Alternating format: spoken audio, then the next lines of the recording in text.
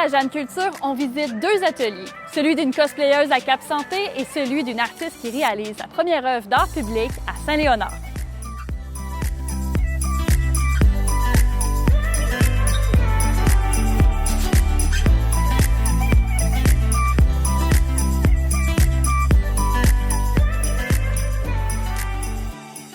Jessie Frenette, te voilà magnifiquement habillée pour nous parler de cosplay parce que tu es une cosplayeuse de renom. Tu as fait des compétitions internationales, des compétitions nationales. Et là, tu t'en vas te pavaner comme ça à Cap Santé, au symposium, donc un événement local. D'abord, dis-moi, qu'est-ce que le cosplay? Parce que là, moi, je dois t'avouer que je ne connais rien du tout de ce milieu-là. Le cosplay, c'est un mot valise pour le terme costume et play pour cosplay. Alors, ça regroupe le fait de juste porter un costume, porter un habillement d'un personnage de l'univers fantastique, imaginaire, de tout ce que tu voudras, livres, romans, jeux vidéo, téléséries, films, comic book. Et les gens peuvent fabriquer leurs costumes, peuvent acheter leurs costumes, ça n'a pas d'importance, mais les gens qui participent à des compétitions les font habituellement. Sinon, ce sont des concours de sketch. Dans ce cas-là, les gens peuvent acheter leurs costumes pour participer à des concours de sketch. Parce que le volet play de jouer est aussi très important. Toi, tu fais tes costumes. Oui. C'est toi qui as fait ce costume-là, puis tu en as fait plein d'autres. Oui. Et tu fais tes sketchs, tu les écris, tu les joues, c'est ça? Oui. Ton personnage ici, c'est un personnage, un petit minou, tu me l'as montré ici. Comment il s'appelle? Saphir. Si tu voulais faire un sketch, ça serait en lien avec le jeu vidéo auquel il fait partie ou pas nécessairement? Pas nécessairement. Habituellement, l'idée, c'est de faire plaisir au public, d'être amusant, intéressant, émotionnel. L'idée, c'est de présenter le costume parce que quand tu participes à une compétition avec un costume sur scène, tu veux présenter un bon spectacle parce que c'est dans une salle de spectacle. Vous voulez présenter votre costume, on vous donne une scène pour le faire, mais présentez-le et faites plaisir au public, montrez-leur votre costume de la meilleure des façons qui soit. Et moi, je trouve que c'est la meilleure façon, justement, de présenter son costume, en étant un peu créatif puis en faisant une histoire ou quelque chose d'amusant qui peut être soit en lien avec ton personnage. Tu peux carrément recréer quelque chose qui se passe dans la source, dans le jeu, dans la série, ou simplement y aller complètement au bout et faire un crossover avec une autre série, ou simplement y aller librement. Tu peux aussi juste faire un walk-on, comme une parade. Une parade de mode, Tu n'as pas oui, besoin, mais être un peu amusant. Mais l'idée, c'est justement de présenter son costume le plus intéressamment possible. De façon drôle, parce qu'il y a quelque chose d'humoristique aussi là-dedans. Ou d'une façon dramatique, ou peu importe, ce qui t'inspire vraiment, ce que tu apprécies. Comment t'es arrivée à faire ça à un moment donné? Quelque part en 2009, ou non, en 2008, j'avais trouvé le site Internet du magasin L'Imaginaire à Québec, à Place Laurier. Oui. Il y avait un événement qui s'appelait le Cosplay de l'Imaginaire. Je n'avais jamais entendu parler de ça. C'est des gens qui se costumaient en personnages de japonais, personnages de comic book. Ça m'a l'air fun. J'ai toujours été une passionnée de faire des costumes pour l'Halloween. C'était juste toujours trop C'est ça part de l'Halloween à quelque part. Exactement, je se costumais. Ben oui, il faut que tu tripes sur les costumes. J'étais enfant, je prenais mes costumes d'Halloween, puis je courais dans ma cour, puis je faisais des jeux de rôle à l'intérieur toute seule ou avec des amis. Alors, quand j'ai vu qu'il y avait la possibilité de porter les costumes en dehors de l'Halloween, dans des événements avec plein d'autres personnes, ben, c'était comme... Oh, j'ai envie de faire ça, j'ai envie d'essayer. Donc, l'année d'après, en 2009, j'ai fait mon tout premier costume. J'ai dit, bon, maman, comment marche la machine? on va essayer de trouver. T'avais quel âge? T'étais au secondaire? Non, moi, j'étais assez vieille, en fait. Quand t'as commencé? J'avais 20 ans. T'avais 20 ans quand t'as commencé, quand même. 2009. Fait que 21, en fait. 21. Ouais. Fait que t'as commencé sur le tard, là. Je pense que c'est juste que j'ai commencé à un moment donné où le cosplay commençait à être un peu plus connu. Oui.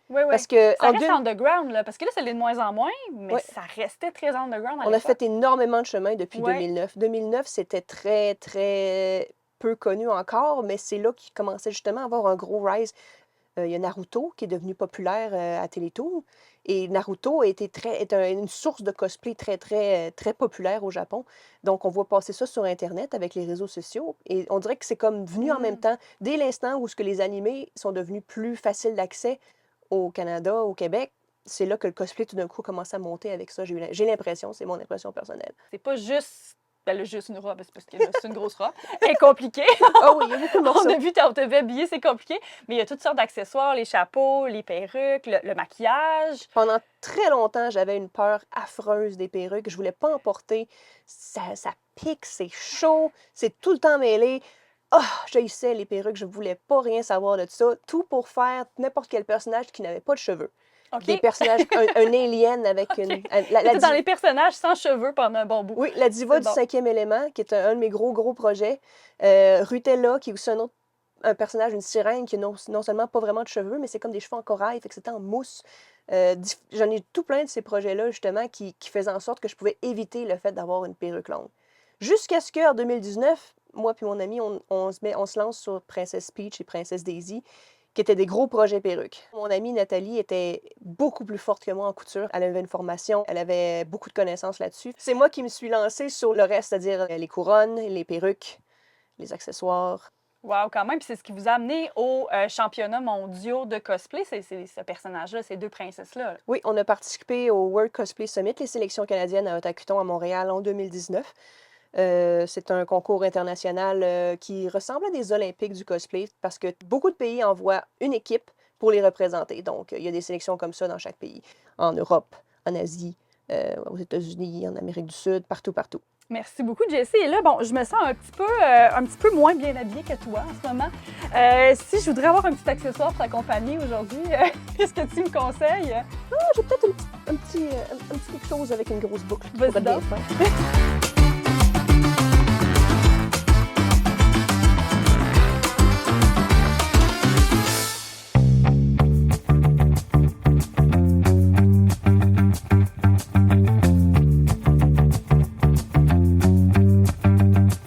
Après la défaite sur les plaines de 1759, les troupes françaises se retirent avec le chevalier de Lévis à Cap-Santé.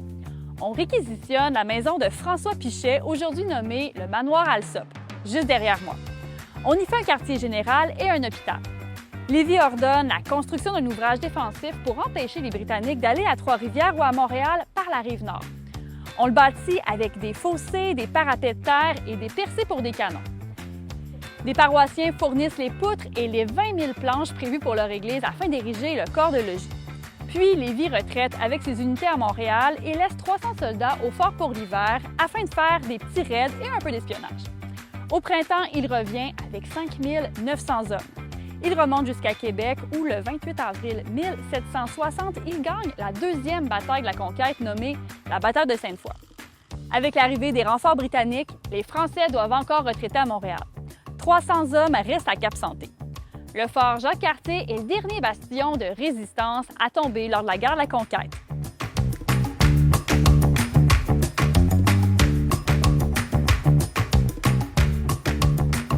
Audrey Demers-Roberge est une artiste en art visuel qui vient de se lancer dans l'art public. On se retrouve aujourd'hui à Saint-Léonard dans un merveilleux atelier où ton œuvre est en train d'être réalisée, en fait. Tu te plonges là, dans cet univers-là pour la première fois. Qu'est-ce qui t'a donné le goût de faire de l'art public? C'est un programme de la Ville de Québec de Première Ovation. C'est une bourse de mentorat en art public qui m'a donné envie de l'essayer. Je trouve que c'est la meilleure façon de tomber dans cet univers-là parce que je fais pas beaucoup de sculptures de grand format ou des trucs comme ça. Je fais plus des petits formats céramiques. Donc, j'ai l'aide de mentors. Mes mentors, c'est le collectif de Mers Ménard. Puis j'ai aussi l'aide de Mathieu Fecteau pour la réalisation de l'œuvre. On est dans son atelier. On est dans son atelier. Moment, oui. C'est aussi sa compagnie qui produit l'œuvre, MFB Sculpture. Dis-moi, comment tu as réfléchi la transposition de tes œuvres en grand format comme ça, extérieur? Oui, ben j'ai commencé plus par ma pratique en dessin, qui est... tu sais, je touche à énormément de choses en même temps dans ma pratique, mais le dessin un petit peu plus depuis peut-être 2 ans, un petit peu plus poussé.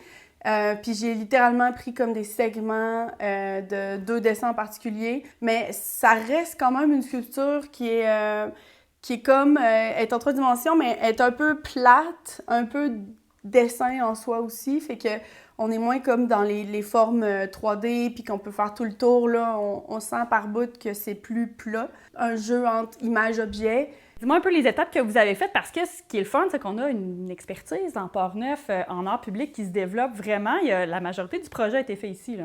Oui, on a trouvé les pierres, le granit chez DRC, qui est à Rivière-à-Pierre. Oui. Ouais. L'aluminium a été découpé par un entrepreneur du coin à Saint-Léonard. Ensuite, toute l'équipe de Mathieu ici à Saint-Léonard, à l'atelier, qui ont produit l'œuvre. Moi aussi qui a aidé à polir, qui habite nouvellement à Port-Neuf aussi. Fait que il y a juste comme toute la partie coloration de l'œuvre qui va être faite avec Magicolor à Québec.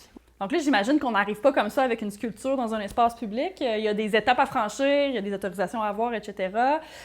Quelles sont les étapes, justement, quand on veut installer une œuvre? On a décidé avec le comité que ce serait une maquette numérique.